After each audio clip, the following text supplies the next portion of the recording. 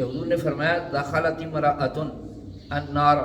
ایک عورت جہنم میں چلی گئی، آگ میں چلی گئی، فی حرۃ ربطتھا، ایک بلی کی وجہ سے جسے اس نے باندھ رکھا تھا، فلم تطعمھا، اس کو کھانا نہیں کھلایا۔ ایک اور حدیث ہے، حضرت معرور کہتے ہیں میں ابو ذر سے ملا ربضہ مقام پر، اور ان کے اوپر ایک چادر تھی اور ان کے غلام پر بھی ایک چادر تھی، حلہ تھا،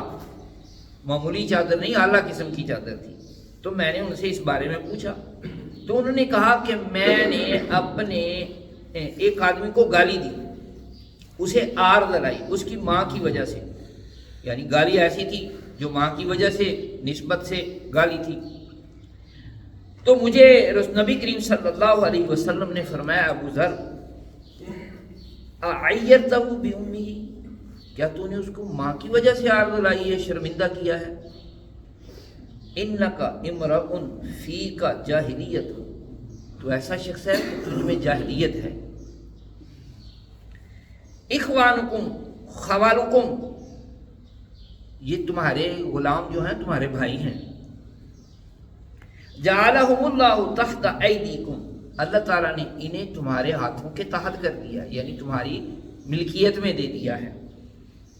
فمن کان اخوہ تحت یدہ، تو جس کا بھائی اس کے ہاتھ کے متاحت یعنی اس کے متاحت ہو،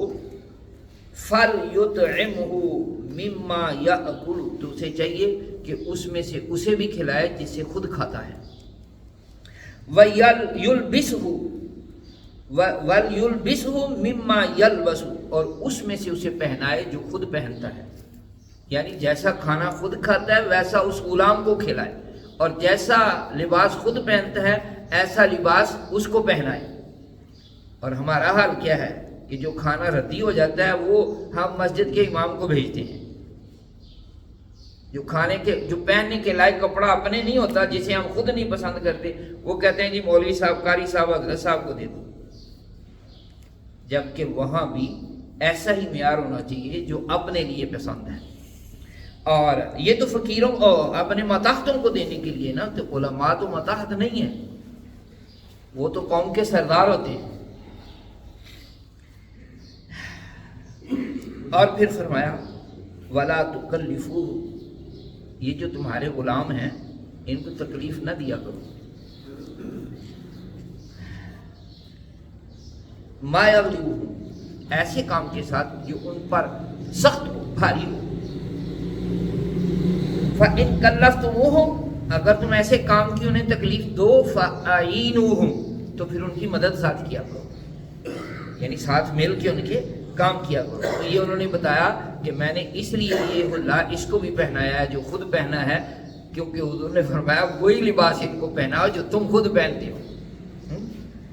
پھر حدیث پاک میں ہے، ابو سعید خدری کہتے ہیں رسول اللہ صلی اللہ علیہ وسلم نے فرمایا یوشک ان یکون خیر مال المسلم غنم یتبع بها شعاف الجبال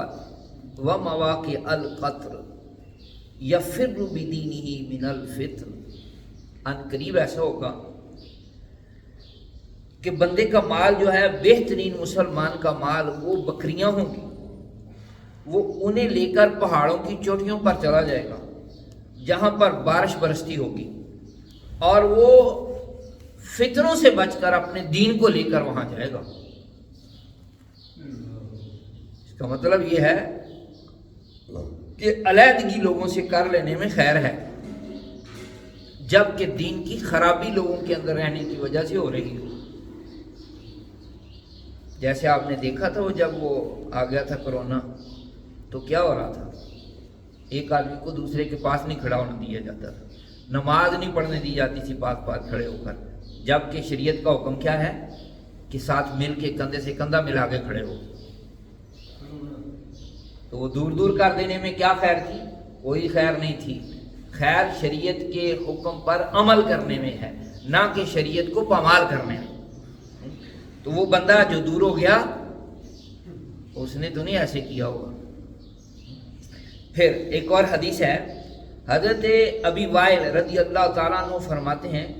کہ حضرت عبداللہ لوگوں کو واعظ و نصیحت کیا کرتے تھے ہر جمعرات کے دن۔ تو ایک آدمی نے انہیں کہا کہ اے ابو عبد الرحمن لوددت انک ذکرتنا کل یوم، مجھے یہ بات بڑی اچھی لگتی ہے کہ آپ روز ہمیں واعظ و نصیحت کیا کرو۔ قال اما انہ یمنعنی من ذلک انی اکرہ ان امل لکم، خبردار مجھے اس بات سے یہ چیز روکتی ہے کہ میں یہ نہیں چاہتا ہوں، مجھے یہ بات پسند نہیں ہے کہ تمہیں میں اکتاہٹ میں ڈال دوں، ملال میں پڑ جاؤ تو۔ وَإِنِّي أَتَخَوَّلُكُمْ، میں تمہارا خیال رکھتا ہوں، بالوعظۃ، واعظ و نصیحت کرنے میں، کما کان النبی صلی اللہ علیہ وسلم، جیسا کہ نبی کریم صلی اللہ علیہ وسلم یتخولنا بہا، واعظ و نصیحت کرنے میں ہمارا خیال رکھا کرتے تھے، مخافۃ الصامۃ علینا، ہم پر اکتاہٹ کے ڈر سے، یہ لوگ اکتا نہ جائیں۔ اس لیے بزرگ کہتے ہیں، شیخ سعدی رحمۃ اللہ علیہ نے کہا، پیش ازیں بس کن کہ گویند بس، لوگوں کے بس کہنے سے پہلے بس کر دیا کر۔ اور میں درس دیتا رہا ہوں، ایسے بزرگ میرے پاس درس میں شامل ہوا کرتے تھے، وہ کہتے تھے یار ابھی تو لطف پورا نہیں ہوا تھا، تو آپ اتنی باتیں حضور علیہ الصلوۃ والسلام کی حدیثیں اور قرآن و حدیث کے مسائل بتا دیتے ہو کہ ہم سیر ہو جاتے ہیں۔ اور پھر ایک اور حدیث ہے، ابن عمر رضی اللہ تعالیٰ عنہ نبی کریم صلی اللہ علیہ وسلم سے روایت کرتے ہیں کہ حضور نے فرمایا، دخلت امرأۃ النار، ایک عورت جہنم میں چلی گئی، آگ میں چلی گئی، فی حرۃ ربطتھا، ایک بلی کی وجہ سے جسے اس نے باندھ رکھا تھا، فلم تطعمھا، اس کو کھانا نہیں کھلایا، ولم تدعھا، نہ اسے چھوڑا، تاکل من خشاش الارض، کہ وہ زمین کے کیڑے مکوڑے کھاتی، تو اس وجہ سے اسے باندھ رکھنے میں اگر ایسی صورت ہو کہ بندہ دھیان نہ رکھ سکتا وہ جانوروں کا، تو ان جانوروں کو آزاد چھوڑ دینا چاہیے تاکہ وہ اپنی روزی روٹی کا دھیان رکھیں اور حاصل کریں، ورنہ اس وجہ سے جہنم میں جائے گا۔ معلوم ہوا کہ جانوروں کو بھی کھانا پانی پیش کرنے میں جنت مل جاتی ہے۔ حدیث پاک میں آتا ہے کہ کیا حضرت ابو ہریرہ روایت کرتے ہیں کہ نبی کریم صلی اللہ علیہ وسلم نے فرمایا، ان رجلا رأى کلبا یاکل الثرى، ایک آدمی نے کتے کو دیکھا وہ مٹی گیلی کھا رہا تھا، من العطش، پیاس کی وجہ سے، فاخذ الرجل خفه، اس آدمی نے اپنا موزہ پکڑا، فجعل یغرف له به، اور اس کو وہ بھر کے نکالنے لگا اس کتے کے لیے، حتی ارواہ، حتی کہ اس کو اس نے سیراب کر دیا، فشکر اللہ له، تو اللہ نے اس کی قدر کی، فادخلہ الجنہ، تو اسے جنت میں داخل